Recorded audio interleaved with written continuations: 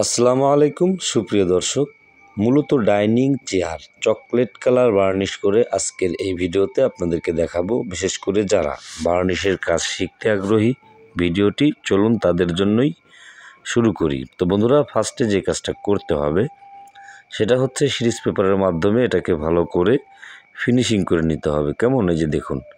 তবে একটা বিষয় মনে রাখবেন, এই ডাইনিং চেয়ারগুলো সম্পূর্ণই কিন্তু ফ্রেমের উপরে, ঠিক আছে। এটার কোনো রকম কোনো টপ হয়নি, তবে ওই জায়গাটায় আমরা ফোম বসাবো, ঠিক আছে। তো আমাদেরকে এটা হচ্ছে ডাইনিংয়ের চেয়ার এবং 6টা চেয়ার রয়েছে। তো শুরু থেকে আমরা এটার যে কাজগুলো সেটা আমরা প্রত্যেকটা স্টেপ বাই স্টেপ আপনাদেরকে দেখাবো। আশা করবো যে ভিডিওটি কন্টিনিউ করবেন, কেউ টানা হ্যাচড়া করবেন না। বিশেষ করে যারা বার্নিশের কাজ শিখতে চান তাদের জন্য হেল্পফুল হবে। তো বন্ধুরা, আমরা কিন্তু সিরিজ পেপার দিয়ে এটাকে ফিনিশিং করে নিচ্ছি। এর পরবর্তীতে ধুলো ময়লা ঝেড়ে প্রথমত আমরা চকলেট কালারের যে বার্নিশটি তৈরি করে নেব। তো বন্ধুরা, গালাটি একটু মোটা হতে হবে, অতিরিক্ত পাতলা হলে হবে না, মিডিয়াম আকার করে নিতে হবে। যে দেখুন, আমরা পাত্রতে অলরেডি ঢেলে নিয়েছি এবং যখন দেখলাম যে একটু মোটা মোটা ভাব, তখন হালকা পরিমাণ কিছুটা তরল করে নিলাম। এর পরবর্তীতে আমাদেরকে একটি মার্কিন কাপড় হাতে নিতে হবে, যেটা দিয়ে আমরা কালারটা মিলাবো। তো ফার্স্টে যে রঙটা আমরা ব্যবহার করব, ওই যে এটার নাম হচ্ছে মেহগুনি রঙ। তো বন্ধুরা, চকলেট কালারের ফার্স্টে মানে প্রথমের দিকটা আপনাকে অবশ্যই মেহগুনি রঙটা মিলাতে হবে। যে দেখুন, আমরা কিন্তু দিয়ে এটাকে ভালোভাবে নাড়িয়ে নিচ্ছি। তো আরও 2 থেকে 3টা রঙ আমরা মেলাবো, তো আপনাদেরকে দেখাচ্ছি। এর পরবর্তীতে যেটা দিলাম এটা হচ্ছে রেড অক্সাইড। তো এটাকে অনেকে খনি রং বলে, তো খনিটা কিন্তু আলাদা, ঠিক আছে। তো অবশ্যই রেড অক্সাইড আপনাকে মেলাতে হবে। এটা যদি আপনার না জানা থাকে তাহলে অবশ্যই হার্ডওয়্যারের দোকানে গেলে আপনি পেয়ে যাবেন। 3য় নম্বরে যেটা দিলাম এটা হচ্ছে কালি। তো বন্ধুরা, এবং 4র্থ নম্বরে যেটা মিলালাম এটা হচ্ছে ব্রাউন। তার মানে এখানে 4টা রং, একটা হচ্ছে মেহগুনি রং, আর একটা হচ্ছে ব্রাউন, আর একটা হচ্ছে কালি, আর একটা হচ্ছে রেড অক্সাইড। তো বন্ধুরা, এই 4টা দিয়ে হাতে মার্কিন কাপড় দিয়ে ভালোভাবে নাড়িয়ে নিতে হবে। তো তার পরবর্তীতেই সরাসরি আমরা এটাকে অ্যাপ্লাই করে দিলাম। তো বন্ধুরা, এইবার আপনার মনে প্রশ্ন থাকতে পারে যে ভাই, আপনি তো এটা সেকে নিলেন না। তো দেখুন ভাই, ফার্স্টের দিক আপনাকে সেকা দিতে হবে না, মানে সেকতে হবে না। তার পরবর্তীতে যদি চান তো তাহলে আপনি একটি কাপড় দিয়ে নিতে পারেন।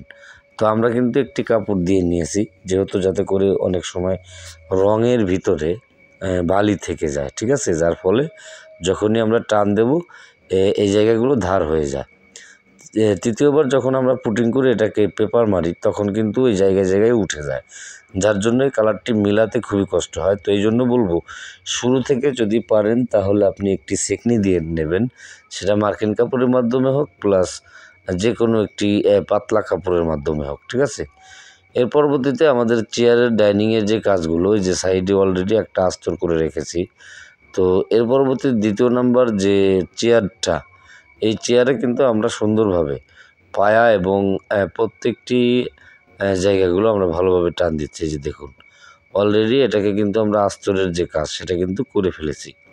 তো বন্ধুরা, এবার বলতে পারেন যে কি ব্যাপার, আপনারা এত তাড়াতাড়ি কেন হলো। তো বন্ধুরা দেখুন, অবশ্যই আপনাকে কি করতে হবে সেটা হচ্ছে, শুরু থেকে যদি আপনি একটু পাতলা করে টান দিতে পারেন, এবং এক টানে কিন্তু আস্তর হবে না, 2 থেকে 3টা টান দিতে হবে, যেহেতু এটা একটি কালারিং বার্নিশ, ঠিক আছে, এবং চকলেট কালারের বার্নিশ। সেই ক্ষেত্রে 2 থেকে 3টা পোজ আপনাকে অ্যাপ্লাই করতে হবে। এর পরবর্তীতে পুটিং করতে হবে, এবং পুটিংটা কেটে নিয়ে সেটাকে আপনার মরা সিরিজ পেপার দিয়ে তেল তেলে করতে হবে ডলা ঘষার মাধ্যমে। তার পরবর্তীতে আপনি সরাসরি পোজ দেবেন। সেম একইভাবে মাল তৈরি করে নেবেন এবং টান দিতে হবে, অতিরিক্ত ভিজিয়ে না, একটু শুকনো শুকনো করে। আপনি যদি চকলেট কালার করতে চান তাহলে একটু শুকনো শুকনো করে খাওয়ানোর চেষ্টা করবেন। এতে আপনি কাঠ কালার করলেও কিন্তু সেম একই প্রসেস, ঠিক আছে। বার্নিশ কখনোই ভিজিয়ে পোজ দেওয়া যায় না, এবং দিলে ওই জায়গাটা ভালো বার্নিশ হয় না, প্লাস ওই জায়গাটা কেটে যায়। তো এই জন্য শুকনো করে শুরু থেকে আপনি কিন্তু যেই ফার্নিচারই বার্নিশ করেন না কেন, শুকনো করে টান দিতে হবে। কেমন, এই যে দেখুন, অলরেডি আমরা কিন্তু এটা কিন্তু পুটিং দিয়ে এটাকে জমিন করে নিচ্ছি। তো চকলেট কালার মূলত হচ্ছে যদি আপনি টেকনিকগুলো অবলম্বন করতে পারেন শুরুর দিকটা, তাহলে কিন্তু আপনি চাইলে আপনার মনের মতো করে কালারটি তুলতে পারবেন। এই যে দেখুন আমাদের যে চেয়ারগুলো, এগুলো কিন্তু আস্তর থেকেই মনে হচ্ছে যে কালারটা ফুটে উঠেছে, এবং এটাকে আমরা যে জায়গাগুলো মানে মিলবে না সেই জায়গাগুলো মিলাতে হবে, সেটা আপনার মেহগনি এবং রেড অক্সাইড এবং গালা এই তিনটার মাধ্যমে।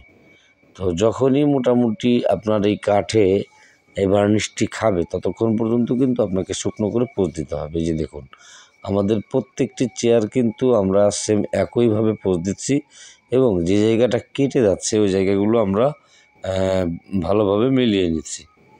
তো এইভাবে টান দিতে দিতে একটা সময় দেখবেন যে এটা জমিন হয়ে গেছে এবং একটি গ্লেজ গ্লেজ ভাব হয়ে গেছে। তখন আপনি কিছুটা সময় রেখে দেবেন, রেখে দেওয়ার পরে যদি ধার থেকে যায় তাহলে ওই ক্ষেত্রে আবারও সিরিজ পেপার দিয়ে একটা ফিনিশিং ডলা দিয়ে নেবেন, ঠিক আছে? এতে করে তেলতেলে হবে, পরবর্তী টানে কিন্তু খুবই ন্যাচারাল হবে। তো বন্ধুরা দেখুন স্ক্রিনের দিকে, এটা কিন্তু আমরা চকলেট কালার টানতে টানতে এনে ফেলেছি, তবে আমাদের টবের উপরে সম্পূর্ণ মানে ফোম বসবে, ঠিক আছে? তো বন্ধুরা আর একটা বিষয় আপনাদেরকে খেয়াল রাখতে হবে, যদি কোনো কর্নার মানে কোনাকানি সাদা থাকে ওই ক্ষেত্রে ব্রাশের মাধ্যমে বার্নিশটি ভালোভাবে পৌঁছে দিন, কেমন, যাতে করে কোনো জায়গায় বাদ না থাকে। তো এভাবে আপনি পালিশ করতে করতে একটা সময় যখন আপনার জমিন হবে এর পরবর্তীতে আপনি গ্লেজ করবেন। তো বন্ধুরা এটাই ছিল আসলে কমপ্লিট প্রসেসের ভিডিওটি দেখে কেমন লাগলো অবশ্যই কমেন্ট করে জানাবেন। যারা আমাদের চ্যানেল নতুন, চ্যানেল সাবস্ক্রাইব করবেন। ভালো থাকবেন, ধন্যবাদ।